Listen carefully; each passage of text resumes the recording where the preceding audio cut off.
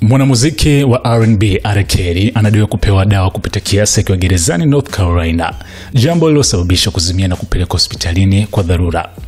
Taarifa hizi zimeibuliwa kupitia ombi jipya la mawakili wake kudai tukio hilo linaonyesha hali hatarishi anayokumbana nayo akiwa kifungoni.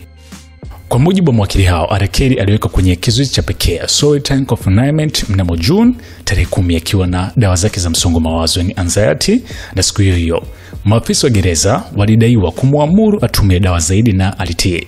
Tukio hilo lilinaswa kwenye kamera kama inavyodai hati hiyo ilionekana katika gazeti la Independent.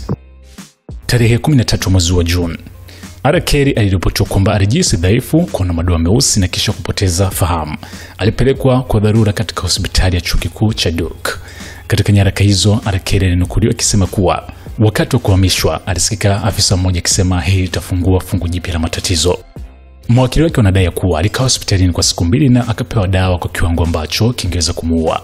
Pia wanasema msanii huyo hajapewa matibabu stahiki kwa kuganda kwa damu yani blood clots kwa miezi kadhaa, na madaktari waligundua kuwa miguu yake ina uvimbe unaohitaji upasuaji, lakini maafisa walimhamisha haraka kutoka hospitalini na kumnyima fursa kufanywa upasuaji. Katika ombi hilo, mawakili wa R. Kelly wamewasilisha ushuhuda kiapo kutoka kwa mfungwa aliye terminal yani mgonjwa kufa. Michael Greenstein anajitambulisha kuwa mwanachama wa kundi la supremacy la Aryan Brotherhood. Anadai maafisa watatu waandamizi wa magereza ya Marekani BOP walimpa agizo la kumuua R. Kelly kwa gerezani huko Tucson, Arizona. Stein anadai kuwa aliahidiwa nafasi ya kutoroka gerezani na kuishi kama mtu huru kwa miezi yake ya mwisho ikiwa angemuua R. Kelly. Baada ya kuhamishwa katika chumba kimoja na R. Kelly mwezi March, mmoja wa maafisa alimwambia, "Unajua unachotakiwa kukifanya hapa." Baada ya muda ya kumfuatilia R. Kelly, Stein anadai kwamba alijutia mpango huo na kumwambia wazi msanii kuhusu njama hiyo.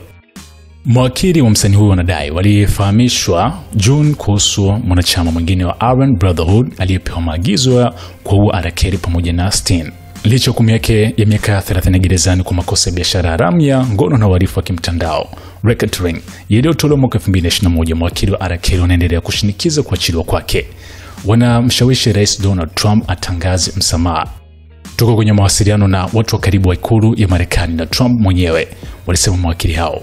Mteja wetu hana muda wa kusubiri haki kupitia mahakama ambazo zinajulikana kwa ufisadi. Hata hivyo, waendesha mashtaka wa serikali ya Marekani wamekosoa juhudi hizo wakizitaja kuwa ni za kipuuzi na kuchukiza. Wamedai pia kuwa judge aliyepokea ombi la kuachiliwa hana mamlaka kutoa uamuzi huo na kwamba kesi hiyo itasikilizwa tena Ijumaa. Hii hapa ni SNS Mini Gen Man.